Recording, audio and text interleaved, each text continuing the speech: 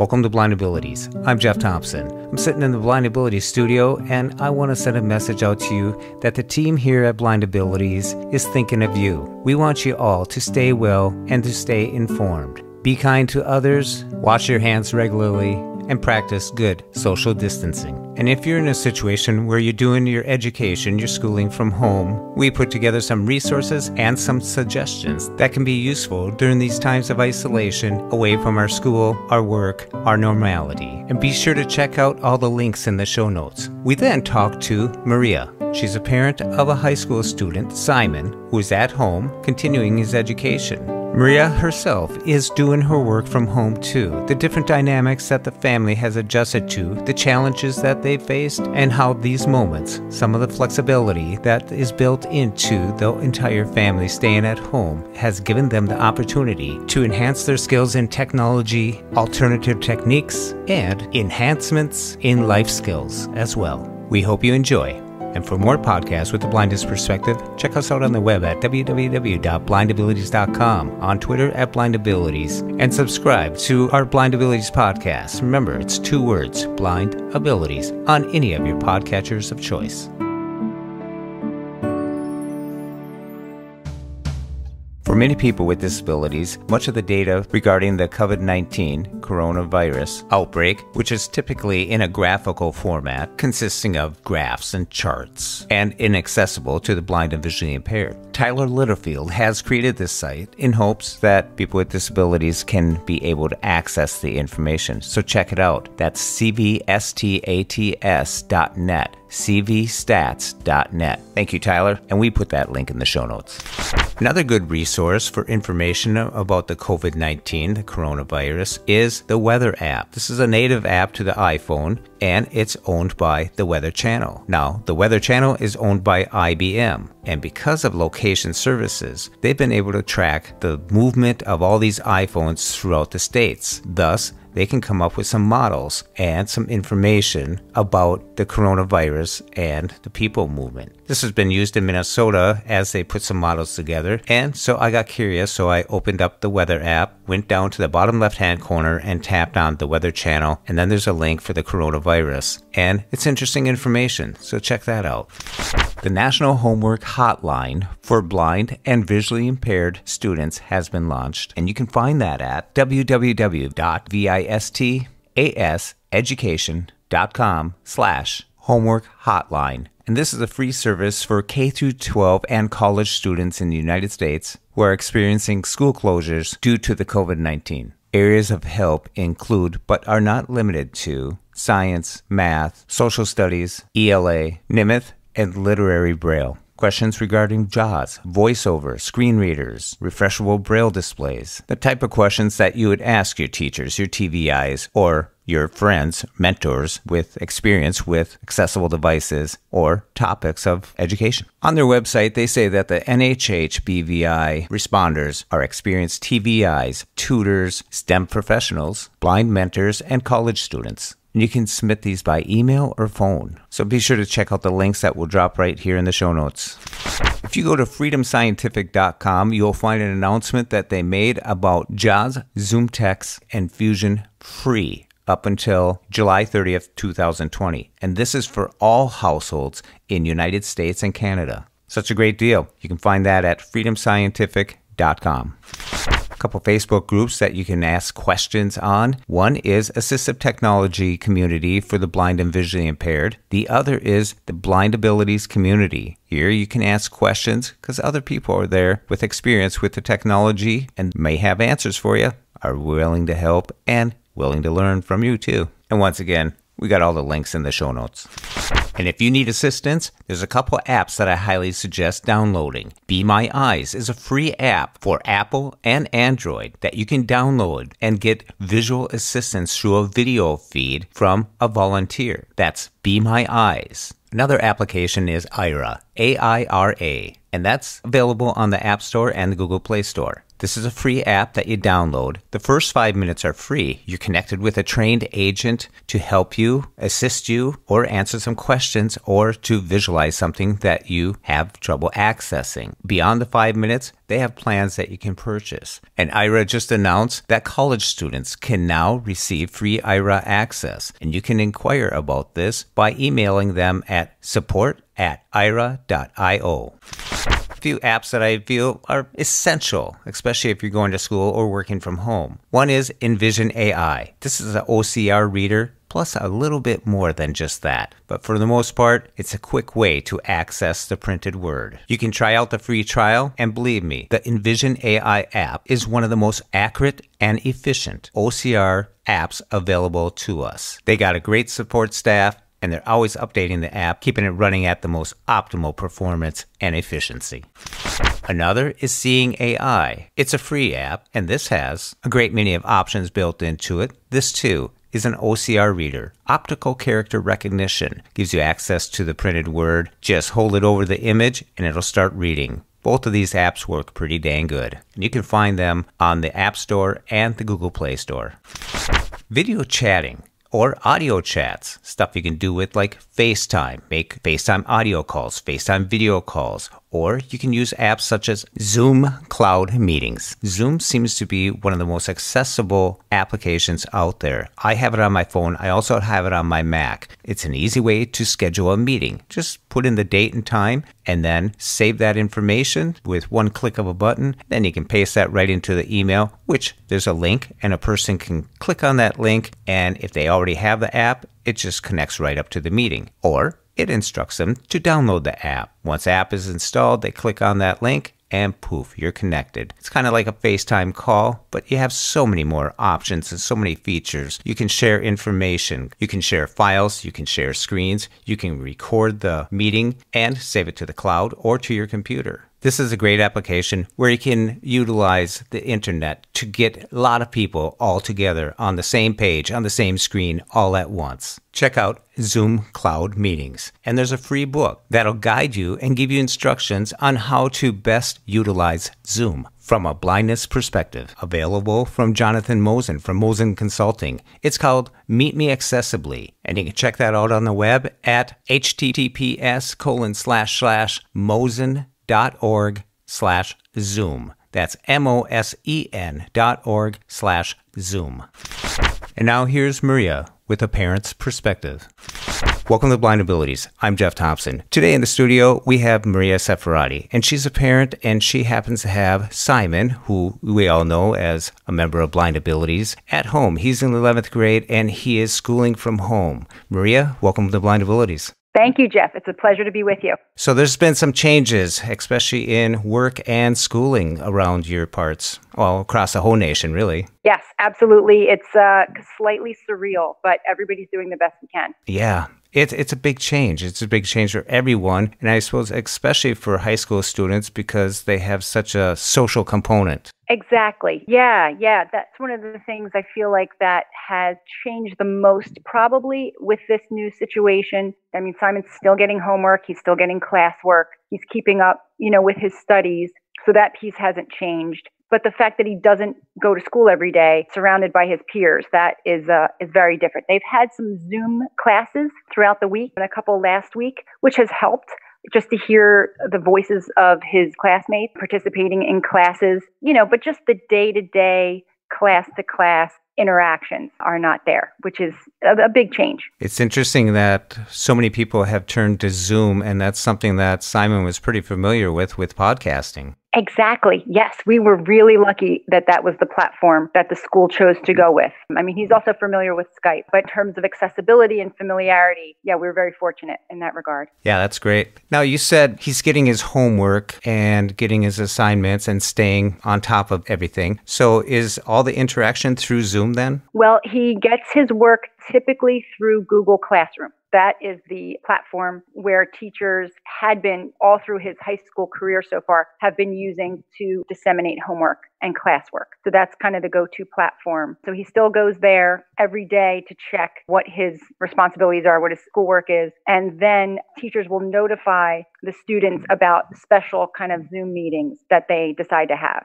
So like Simon goes to a Catholic school. So one of the classes, he takes a theology class, and a priest teaches the class. So one of his assignments was to watch a religious service online. And then they discussed that in a Zoom meeting because all the kids went to different churches, possibly heard different homilies online, of course.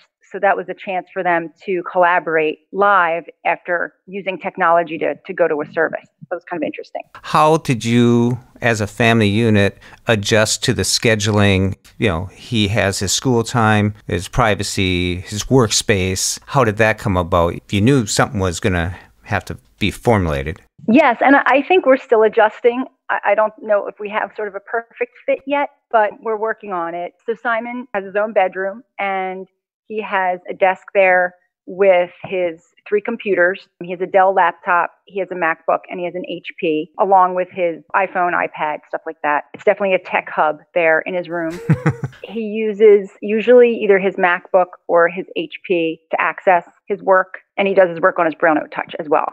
And he emails his teachers his work rather than putting it on Google Classroom. And they've agreed to that format back when he started freshman year. So he's able to do his work in quiet with privacy. And then my husband and I help. Things like math. He's in Algebra 2 this year. The teacher only sends printed worksheets. So he has a worksheet with about 10 pages of equations on Google Classroom. So we've downloaded the worksheet, and then we read the problems to Simon, and Simon uses his Braille writer to do all his algebra work. So he'll write the problem out, and then we'll assist if he needs it with math. I think that's the most challenging subject that Simon has currently is math. And he typically gets some support from a resource teacher at school each day, especially with math. And also his TVI helps him a lot with math. And we have FaceTimed the resource teacher over these past couple weeks a couple of times just to say, hey, you know, for me, it's been 30 years since I've taken math. So this stuff is a little rusty. And, you know, a lot of it's review for Simon, but it's review from maybe stuff that they did in the fall. So he's kind of rusty a little bit too. And the resource room teacher was very kind, and he explained what we needed to do and talked directly to Simon and said, don't you remember, Simon? It was, you know, I don't know, God help me, some linear equation or parallel versus perpendicular lines or something. And for Simon, he would kind of click. Like once the teacher kind of spoke the language that the two of them knew, Simon said, oh, right, okay, I remember. And then, you know, it would kind of go from there. So math has been probably the trickiest. And our arrangement with our school, because Simon goes to a Catholic school, the public school that supports us there is not having school right now. They're not in session at all. So Simon doesn't receive any services right now while we're on, you know, in this arrangement. So his TVIs and his tech instructor and mobility instructor are really not allowed to provide him services at this point because the public school in our district is not in session, and we have faith through the public school, if that makes any sense. So the public schools will probably be going online next week or sometime with services or not? I don't know. Oh, wow. Not sure how that's going to work. I don't know what their plan is at the moment. So you're going to be shaking a lot of rust off that math skills you once had. I probably am. Yes, God help us all. Yes. Yeah, quadratic equations and everything. It's starting to come back to me a little bit, but... Maybe we'll call you, Jeff, if we have to then. There we go. So what's it like for Simon and all of you? I mean, like at school, they have lunches, they have work breaks. When you combine all this into the household, are you all getting along still? Yes, by the grace of God. But my husband works from home normally. So he's usually at home all day, and he has a separate kind of we call it a cabin in our yard that we got a couple of years ago, kind of a man cave. It's really nice. It's his office, basically, sort of a very large shed, and he's got heating and cooling in there and all his needs, you know, the desk and computer and all that stuff out there. So he works out there. Simon has his room. I teach music lessons. So I've been doing my private violin, viola, and cello lessons on FaceTime in the house and trying to schedule them at a time where I'm not disturbing too many people, and when my dog is not barking in the background. And then I also teach writing classes to adults, creative writing classes. I have 2 of those a week, and I've been using Zoom for those classes. And my husband has let me use his cabin to teach those classes because those are a couple hours at a time. So it's, it's forcing everyone to be creative, basically. Yeah. That's pretty sweet. I got to talk to him about that man cave that he's got going there. That sounds pretty good. Yeah. I'm sure it'd be great for a studio, sound studio. It'd be awesome. Yeah, we could mass produce these things and get them out to people. I'm sure a lot of people would be wanting them right now. Yeah. Yeah, definitely. We didn't foresee this happening, but I'm glad we have it because we have a very modest home. It's just the 3 of us here, but with now everyone home, there's really nowhere to escape to. So how is it psychologically, emotionally, as you're hunkering down without knowing the time frame? Like, we don't know if school's going to ever start up in May or June. What's that like without knowing any answers, really? You just do your best, I suppose. Yeah, we're sort of just taking it one day, 1 week at a time. I mean, I'm lucky that Simon's pretty motivated to do well in school, and he does have to check in the mornings, for attendance purposes. So he'll set his alarm, make sure he checks in online to make that attendance deadline. Sometimes he goes back to sleep for a little bit, and then he'll eventually get up and start his work. And part of me sort of appreciates the flexibility in the schedule now, because, typically he would get up at 6 in the morning, be on the bus by 5 of 7, and be finished his day at school at 3:30, and then come home, and then it's homework, dinner, practicing piano. It was getting kind of exhausting. And I think the level of work this year as a junior kind of ramped up. So having a little more time to rest, especially in the morning, has been kind of nice, I have to say. I mean, I wouldn't want this global situation to happen, but one of the good things is that these kids are allowed to be a little more flexible with their schedule. And that's a popular thing across the workforce: flexibility, flex jobs, being able to work from home and stuff like that. So this is probably a good experience. And it's so great that, he's, well, like you said, he has a whole tech store, a whole Best Buy inside his bedroom there for technology. That's awesome that he has the technology, which encourages me to remind people who have youngsters younger than Simon to have the versatility, like from a PC to Apple, from different devices, because you never know what piece of device is going to be working best for you. Exactly. Yeah, that sort of breadth of knowledge, it can't hurt. Yeah. Especially with like the Google Drives, a lot of high schools, I see a lot of them using the Google platform, the Google ecosystem through the elementary schools, K through 12. I don't see it as much in the college situations, but I know businesses are. But I know that sometimes there's some accessibility glitches. So it's great that he's able to advocate and work it out with his teachers, that he can email in the assignments and contact with them rather than going through that system. Yeah, and you're right. Google is not 100% accessible, which gets frustrating sometimes. So Simon sort of knows when he can, he utilizes it as much as he can, but he will reach out for help. I think this week he even called Ira to help him get through a Google glitch. And he was really excited about that. He was just thrilled that he used that virtual assistant, aside from asking me or his dad. It was nice that he knew that there were other avenues to get help. And that's the thing about being independent. He didn't even have to open up his bedroom door, and boom, there he was. He had an agent come in, help him out, and he moved on.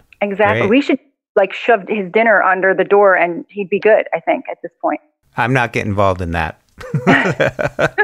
Well, that's great. It's great that he's motivated. I think that's one of the things I've always said about students is if they have a drive, you don't really have to push them too far. They'll take it and run with it. And I know Simon, over the years, he's always had a great drive. So he's doing a good job. You guys have done a good job, and it seems like you're keeping up a good job here through these times. Oh, we are trying, and I have to tilt my hat to you as well, Jeff. He really enjoys blind abilities. It's opened up a world for him.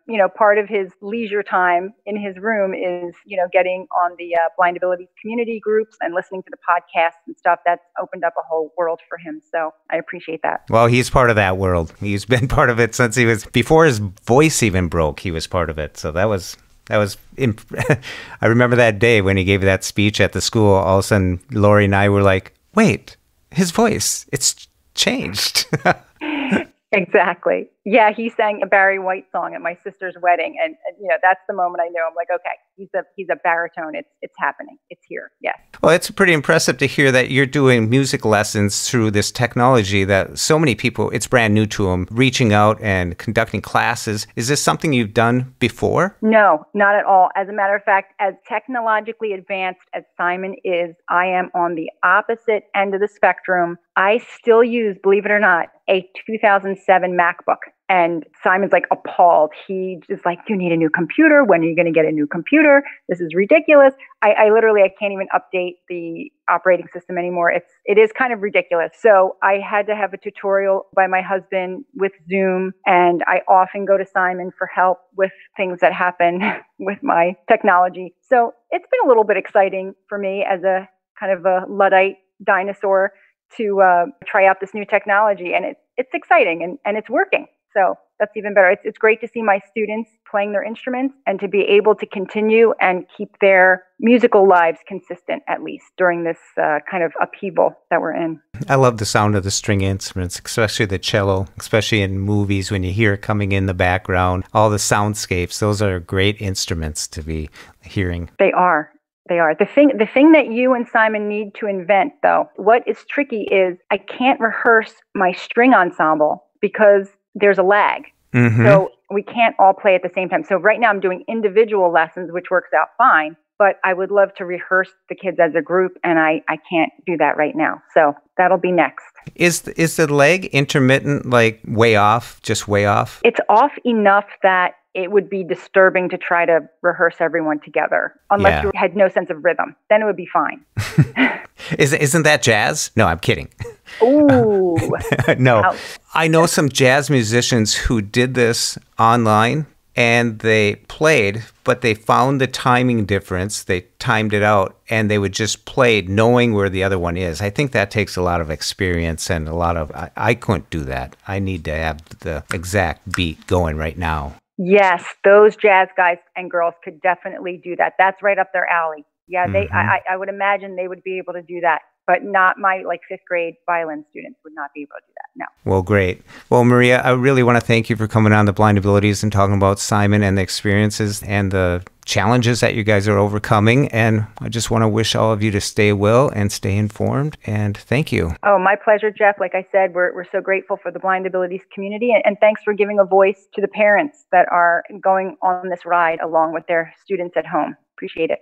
What advice do you have for the parents? I mean, I'm trying to remind myself to stay patient throughout this whole ordeal, because sometimes I will say I do get a little frustrated, especially when we are doing math and I want to help Simon, but I don't know how to help him. And when there are tech glitches that I'm not able to work through with him because of my lack of knowledge, I have to remind myself to stay patient, that it's not Simon's fault that all of this is happening, and it's not my fault. It's just the way it is, and we all have to kind of work through it as best we can. So yeah, I guess patience is the best word to describe the strategy of everything. I'm putting together a few links and stuff, and one of them that I came across today that I thought was very interesting, it was called the National Homework Hotline for BVIs. And it's actually, you can call in or you can email in, and the respondents are TVIs, tutors, STEM students, and college students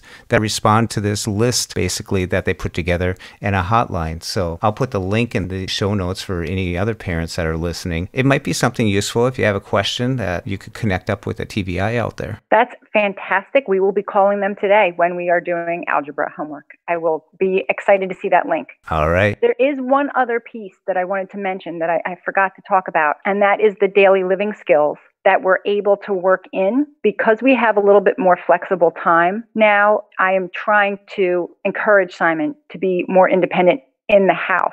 And he has chores and things like that. But now that we have a little more flexibility with our time, I'm trying to sort of expand those chores and those daily responsibilities. And during the, typical day when he's actually in school and coming home and, like I said, homework, dinner, and just giving him some time to decompress, it's been a challenge to keep those daily living skills consistent, like laundry, washing his dishes, taking out the trash, stuff like that. Sometimes, it can fall by the wayside just because of time constraints. But now that we're all home all day, it's easier to work those opportunities in. Oh, that's great, because we all know we need those as we go through. I got kids myself, so I know what it's like. I don't even think some of them know where the trash cans are kept, but I know they do. But sometimes I think they forget, so that's a good reminder. It's great that you're able to capitalize on these moments, and Simon's going to be a good dorm roommate for someone someday. We're working on it, yeah. It's a process. We're not perfect, but it's a process, yes. That's great. Once again, thank you so much for taking the time and coming on to Blind Abilities, and you guys stay well. You too, Jeff. Thanks again. A great big thanks to Maria for taking the time away from the family and sharing with all of us how they're making it work during this unprecedented time. Be sure to check out all the latest podcasts from Blind Abilities. You can do it on the web. You can do it in the podcast app, any podcatcher of your choice. That's 2 words, Blind Abilities. And a big shout out goes out to Chi-Chow for his beautiful music. On Twitter at L Chi-Chow, Chi-Chow, Chi-Chow. I want you to all stay well and stay informed. I want to thank you for listening, and until next time, bye-bye. When we share what we see through each other's eyes, we can then begin to bridge the gap between the limited expectations and the reality of blind abilities. The realities of blind abilities. Blind abilities. For more podcasts with a blindness perspective, check us out on the web at www.blindabilities.com, on Twitter at blindabilities. Download our app from the App Store, Blind Abilities, that's 2 words, or send us an email at info@blindabilities.com. Thanks for listening.